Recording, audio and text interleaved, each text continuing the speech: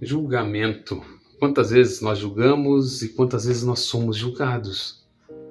Quantas vezes nós julgamos ou somos julgados pela forma de nos vestir, pelo penteado, pelo corte de cabelo, por uma frase, por uma palavra, por um sorriso?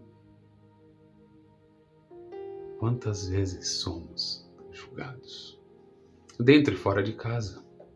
Quantas vezes sofremos julgamento ou quantas vezes nós julgamos as pessoas?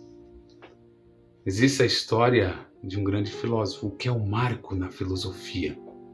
Até ele, os filósofos são chamados de pré-socráticos. E ele, Sócrates, é aquele que muda o estudo da filosofia, não só da natureza, mas do ser humano. Temos a história de Paulo, que como Sócrates foi acusado diversas vezes e teve 3 acusações, Paulo também teve 3 acusações feitas pelos judeus. Sócrates pelos gregos, Paulo pelos judeus.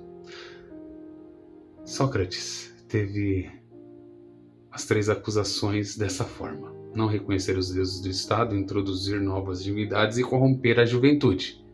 Paulo teve 3 acusações também, sendo uma delas promover desordens entre os judeus no mundo. Outra, principal agitador da seita dos nazarenos. E outra, profanar o templo. Ele se defende, ele não é condenado ainda, fica preso. Muda-se o governador de Cesareia, capital da Judéia. E esse, querendo o apoio dos judeus, depois de 3 dias de assumir o governo na província, ele vai até Jerusalém. Os judeus vêm até ele e pedem para levar Paulo até Jerusalém para ser julgado ali. Ele chama Paulo e começa a falar se ele gostaria de ser julgado em Jerusalém. E Paulo responde. Verso 8 do capítulo 25. Nenhum pecado cometi contra a lei dos judeus, nem contra o templo, nem contra César.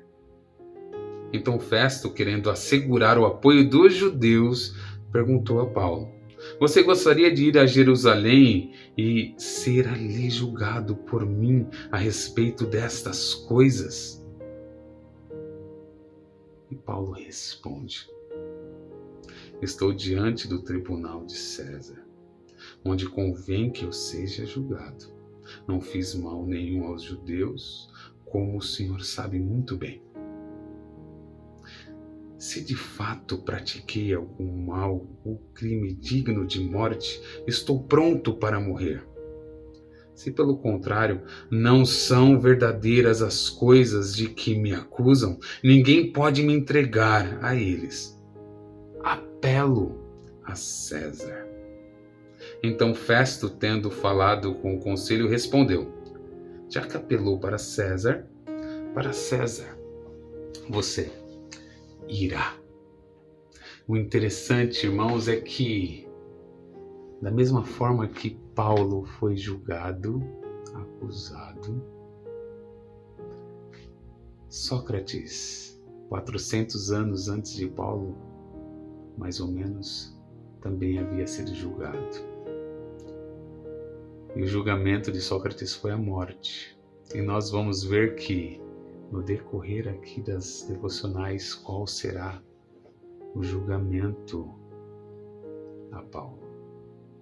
Mas também temos Jesus Cristo, aquele que foi acusado injustamente, aquele que não cometeu crime algum, pecado algum, mas que foi entregue por aqueles que provavelmente comeram do pão e do peixe que ele havia multiplicado.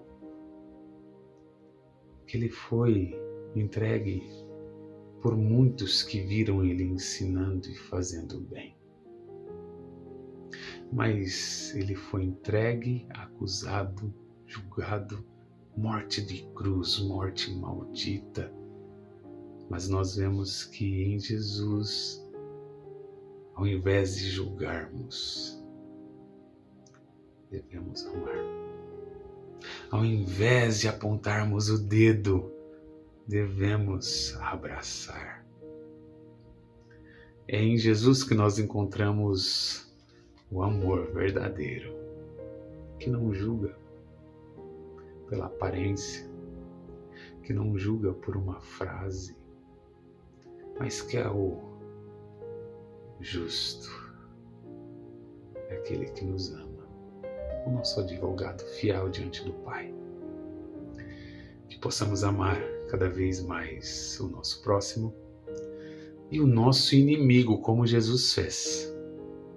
O grande revolucionário Jesus de Nazaré, que amou aqueles que fizeram mal a ele, dizendo: Pai, perdoa, porque eles não sabem o que eles estão fazendo. Amar mais, julgar menos. Servir mais, estar próximo mais, estar com Jesus. Vamos orar? Pai, muito obrigado por esse dia. São, ó Pai, palavras que fluem e que eu creio, ó Pai, que é do Senhor. Fale, ó Pai, às pessoas que ouvirem essa devocional. Fale, Pai, cada dia mais com cada um, ó Pai. E que o meu irmão e a minha irmã, queridos, ouçam a sua voz, vivam o Evangelho. Amem mais, julguem menos.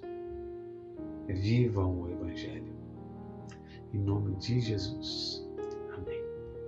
Fiquem com Deus.